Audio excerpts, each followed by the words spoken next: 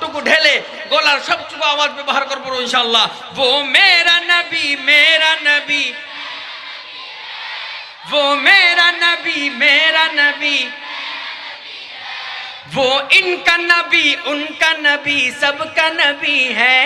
वो मेरा नबी मेरा नबी मेरा नबी है।